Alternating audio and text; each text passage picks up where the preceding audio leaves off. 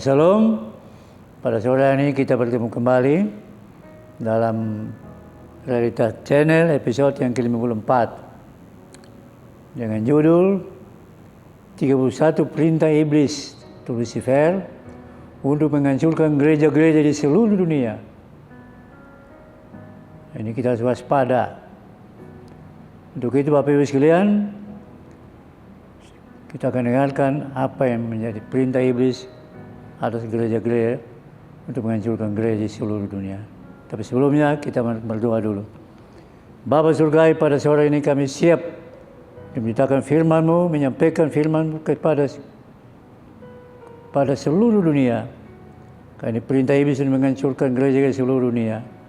Untuk sebelum kami mohon tutup bungkus kami dengan kuasa darah-Mu, baik hamba-Mu, baik keluarga kami, juga hamba-Mu yang merekamnya, supaya tidak ada serangan balik dari tipu muslihat iblis.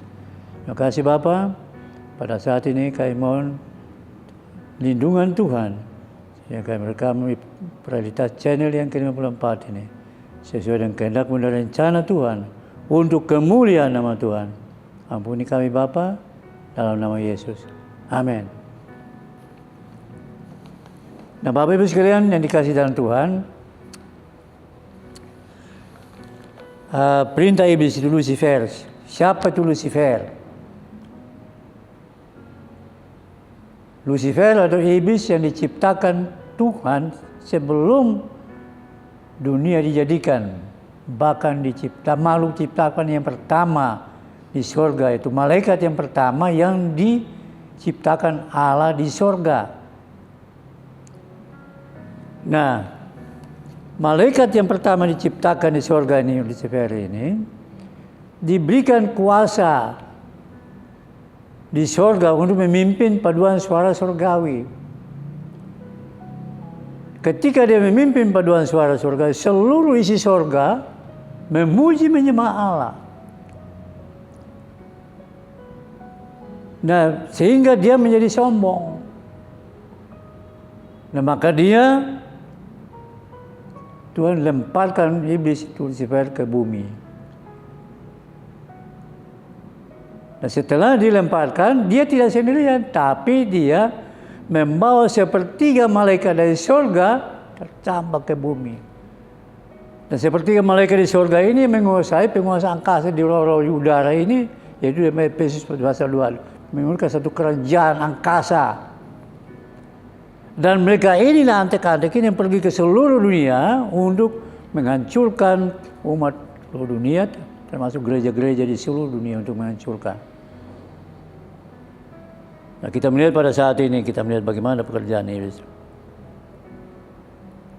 Itu sedikit mengenai gambaran siapakah sebenarnya Lucifer itu. Untuk itu, mari kita dengarkan pesan iblis ini. Ada 31 pesan iblis atau Lucifer untuk menghancurkan gereja-gereja di seluruh dunia.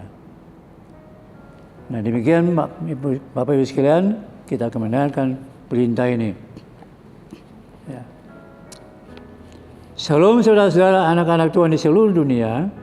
Ini adalah petikan dari iblis atau setan Lucifer untuk menghancurkan gereja-gereja di seluruh dunia. 31 perintah Lucifer. Demikian. Pertama. Ulangi pertama. Hai agen kerajaan kegelapanku, pergilah ke internet, klub malam, dan jalanan. Menyamalah menjadi perempuan cantik mencari pasangan. Tangkaplah para pria lelaki, perdaya dia, tidurlah dengannya, dan bawa jiwa-jiwa mereka ke neraka. Ini perintah pertama. Yang kedua, pergilah ke asrama dan buatlah supaya laki-laki dan perempuan tidur dengan sejenisnya. Gay, lesbian, kumpulkan air mani mereka untuk digunakan sebagai sihir dan jimat. Ini mengerikan Bapak Ibu sekalian. Ya. Yang ketiga, aku mau lebih banyak lagi film satanisme, seram, pawagam, supaya yang menonton dapat dirasuki oleh setan-setan.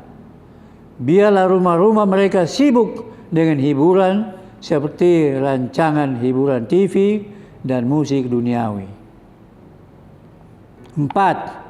Pastikan orang Kristen tidak tahu akan rahasia kita dan juga tentang neraka. Pastikan mereka percaya kalau setan dan neraka itu tidak ada. Bayangkan Bapak itu. Ibu biar setan dan neraka enggak ada. 5. Bawalah banyak perempuan ke dalam kerajaanku dan kirim mereka ke neraka, ke gereja untuk tidur dengan para father, pendeta, pastor, dan api Roh Kudus harus padam di semua gereja. 6. Cemarkan produk seperti minuman, pakaian, dan makanan dengan roh jahat, supaya ketika dia mengambilnya, orang Kristen mereka akan jadi malas berdoa dan berpuasa. Nah, saya katakan pada episode lalu bahwa kenapa banyak orang Kristen yang tidak berdoa, malas berdoa, karena iblis tipu orang percaya untuk tidak berdoa dan malas berpuasa. 7. Tidurlah dengan para pria lelaki dan wanita di dalam mimpi mereka, rasuki mereka ke dalam kerjaanku. 8. Pergilah ke internet, menyamar sebagai kekasih, kirim mereka pesan-pesan dan foto seksi, seks melalui Facebook. Ketika mereka tertipu, segeralah rasuki mereka supaya mereka berbuat jahat di kehidupan mereka. Biarlah mereka mulai masturbasi, melancap, hancurkan pekerjaan, bisnis, dan karir, kejayaan mereka, buat mereka mabuk dengan minuman keras, jadilah malas dan pengangguran. 9. Pergilah kepada keluarga Kristen, buatlah pertengkaran antara suami dan istri, supaya mereka bercerai. Mengapa? Biarkan mereka hidup damai. Ke-10. Pergilah ke gereja yang penuh dengan Roh Kudus dan matikan apinya. Buatlah mereka dingin, bosan, takut, dan lengah. Saat pendeta khotbah, rasuki pikiran umatnya untuk main Android, atau main game, baca berita, Facebook, WhatsApp, chatting. Buatlah mereka tidak berdoa, karena doa mereka membuat kita tersiksa dan menghentikan misi kita. Seperti episode yang lalu saya bilang, ini hanya takut pada orang yang berdoa. Kalau kita berdoa, mereka malah tersiksa. 11. Pergilah ke jalan raya, kapal di sungai dan laut, pesawat terbang, buatlah kecelakaan dan kemalangan yang sebanyak mungkin. Kita perlukan darah manusia supaya kita bertambah kuat dan dapat melakukan banyak kejahatan. 12. Pergilah keliling dunia, buat para pemimpin dan pemerintahan menghalalkan segala kejahatan, peperangan, kenajisan seperti pernikahan gay, lesbian, penggunaan kontraseptis mencegah kehamilan, aborsi, pengguguran, poligami, perceraian, ilmu gaib, dan lain-lain. 13. Pergilah dan latihkan imam palsu, guru-guru agama palsu, father, sister palsu, gembala sidang palsu, pendeta-pendeta, pastor palsu, pemimpin-pemimpin gereja palsu. Buatlah mereka khotbah Injil palsu seperti kekayaan, kemakmuran, dan karunia-karunia palsu, supaya banyak Kristen di neraka ketika mereka mati. Nah, ini mengerikan Bapak Ibu sekalian. 14. Pergilah dan sebarkan kemiskinan, AIDS, kerusuhan di mana-mana, jadi mereka akan berhenti berdoa. Kata iblis, aku mau mereka fokus kepada masalah mereka, bukan kepada Tuhan. Di tengah persoalan mereka akan mati dan ke neraka. 15. Buatlah teroris seperti Boko Haram, ISIS, dan suruhlah mereka menculik, menyiksa, dan membunuh orang Kristen dan yang lain dengan seruan Allahu Akbar. Kononnya mereka berjihad bagi Allah. Ini akan membuat banyak takut untuk mengikut Kristus. 16. Pergilah dan sibukkan orang Kristen dengan barang gadget baru seperti video game, handphone, iPad, laptop terbaru, film-film terbaru, pawagam atau melalui CD, fashion. Kata iblis, aku mau mereka sibuk dengan hal ini, bukan dengan Tuhan. Bayangkan. 17. Pergilah dan buat supaya perempuan memakai baju dan berjalan dengan pakaian ketat, seluler pendek dan terbuka, seksi, rambut warna-warnikan, merupakan tren baru supaya banyak lelaki tergoda. Nah sekarang ini banyak wanita tua muda cat rambut, warna rambut pink, merah dan sebagainya. Ini pekerjaan iblis. Hati-hati di gereja, anak-anak Tuhan di gereja.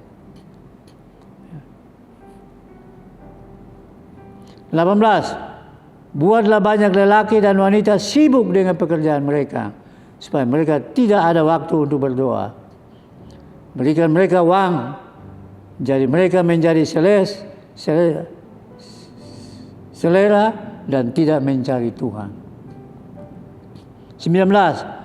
Ciptakan tren dan permainan untuk para Kristen supaya mereka jauh dari Tuhan. Bawalah banyak fans ke bola sepak atau sepak bola, industri musik, olahraga, media, dan bawa mereka semua ke neraka. 20. Buatlah para Kristen sangat sukses di pekerjaan, niaga, bisnis, sekolah, sehingga mereka jadi berlaku terlalu sibuk dan tiada masa memikirkan Tuhan.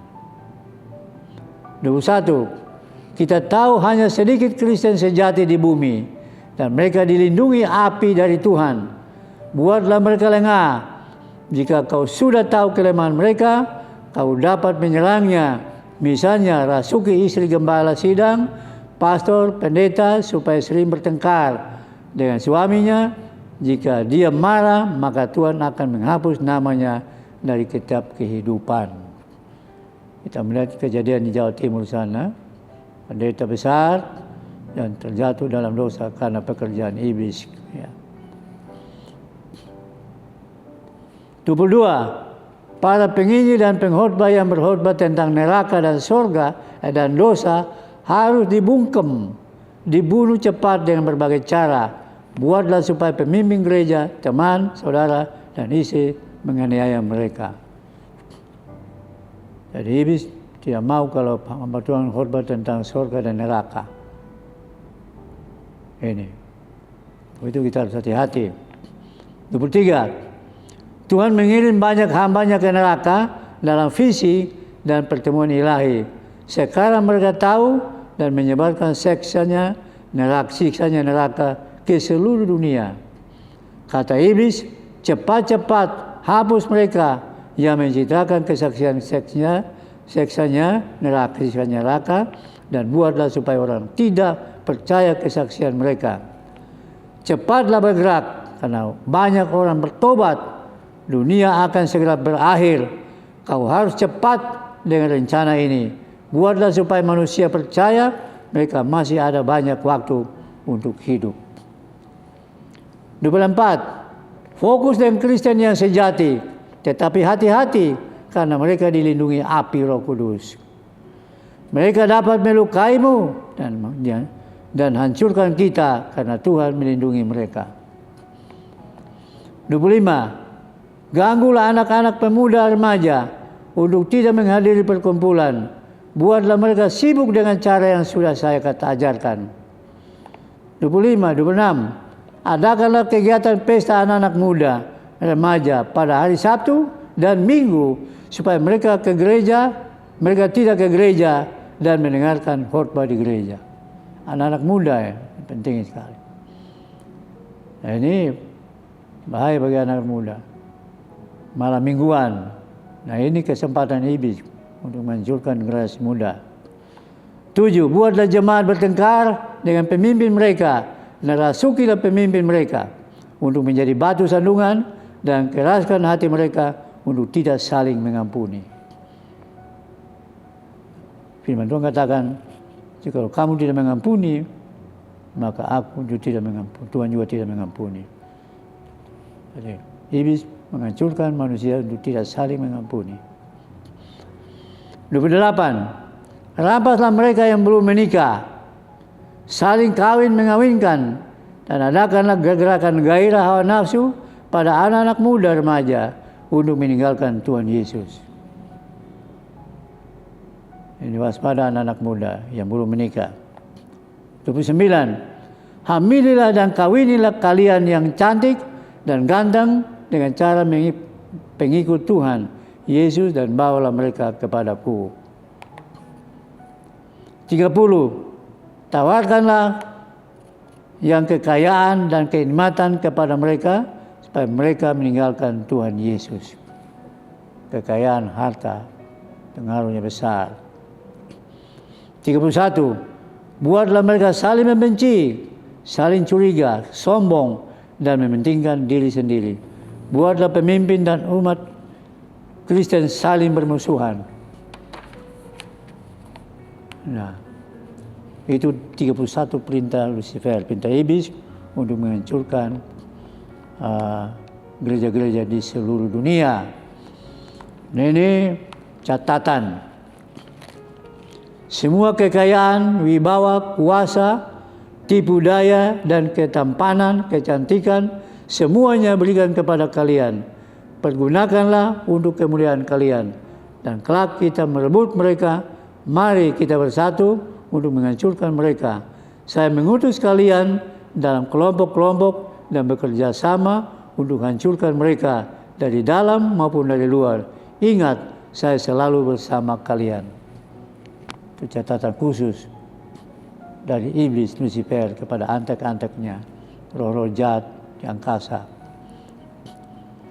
Perhatian semua, untuk gereja ke surga, untuk pergi ke surga semakin susah dari yang kita pikirkan, dan kita harus melawan kuasa kegelapan dengan berdoa dan hidup kudus. Karena selama kau hidup dalam dosa kecil, setan ada kuasa di dalam dirimu. Bukan hanya memanggil nama Tuhan Yesus, tapi kau harus hidup kudus selalu.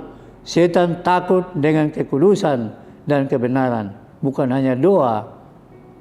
Seperti mana episode yang lalu saya sampaikan itu. Iblis takut hanya 3 hal. Yaitu dengan orang yang suka berdoa, iblis takut kepada orang benar, dan Tuhan takut kepada orang kudus. Yang saya sudah sampaikan pada episode yang lalu. Ya. Nah, ini kita ingat akan firman Tuhan, 2 Korintus 2 ayat 11. Ya. 2 Korintus 2 ayat 11. Tolong baca mungkin bisa. 2 Korintus 2 ayat 11, nanti kita dengar. Supaya iblis jangan meroleh keuntungan atas kita, sebab kita tahu apa maksudnya. Itu 2 Korintus 2 ayat 11. Kemudian 1 Petrus 5 ayat 8. Sadarlah dan berjaga-jagalah. Lawan musuh iblis berjalan keliling sama seperti singa yang mengaung-ngaung dan mencari orang yang dapat ditelannya. 1 Petrus 5 ayat 8. Jadi iblis sekarang ke seluruh dunia, ronda ke seluruh dunia untuk memusnahkan manusia. Sebagaimana saya sampaikan lalu, bahwa iblis keliling dunia, kemudian pergi ke surga. Tuhan tanya kepada iblis dalam ayat 1 dan 2. Dari mana kau iblis? Dari keliling dunia. Apakah kamu lihat hamba Ayub? Ya, saya ke tempat ketemu. Tuhan bilang, hamba Ayub dia seorang saleh, jujur, takut Tuhan, menjauhi kejahatan. Ya, tapi iblis apa? Ya, Tuhan kan memberikan dia kekayaan melimpah-limpah, tapi coba dia miskin, dia pasti menghujat Tuhan. Kemudian Allah berfirman kepada iblis, nah, segala yang punya dia dalam kuasa, Iblis datang menimpa harta daripada daripada Ayub, habis semua, maka anaknya 10 orang juga binasa semua. Itu datang lagi di ayat 2. Dari mana kau iblis? Keliling dunia. Apa kamu ketemu hambaku? Apa kamu melihat hambaku Ayub? Dia seorang saleh, jujur, takut Tuhan, menjauhi kejahatan. Iblis bilang apa? Ya Tuhan lindungi dia seperti tembok berapi. Tapi coba kalau dia sakit, pasti dia menghujat Tuhan. Kemudian Allah berfirman kepada iblis, nah, dia dalam kuasanya, tapi sayangkan nyawanya. Iblis datang menimpa penyakit kepada Ayub, dan batu kepala sampai ke telapak kakinya, bolok sehingga menggaru-garu dengan beling. Itu pun iblis Tuhan pakai sesuai istrinya, kemudian berkata kepada Ayub, masihkan kau setia kepada Tuhan Allahmu itu? Kutukilah Allahmu itu, dan binasalah kau. Tapi Ayub bilang apa? Apa kita mau menerima yang baik saja? Kau tidak menerima yang buruk? Kau bicara seperti perempuan gila. Tapi Ayub tetap taat kepada Tuhan. Nah, itulah pekerjaan iblis. Nah, berikutnya di dalam Wahyu 3 ayat 5. Barang siapa menang, ia akan dikenakan pakaian putih yang demikian. Aku tidak akan menghapus namanya dari kitab kehidupan, melainkan aku akan mengaku namanya di hadapan Bapakku, di hadapan para malaikatnya. Eratkan hubungan kita saat ini dengan Tuhan Yesus Kristus. Saya ulangi, eratkanlah hubungan kita orang Kristen saat ini dengan Tuhan Yesus Kristus dalam doa, membaca renungan firman Tuhan, sehingga iman kita bertumbuh untuk melawan tipu muslihat iblis. Haleluya.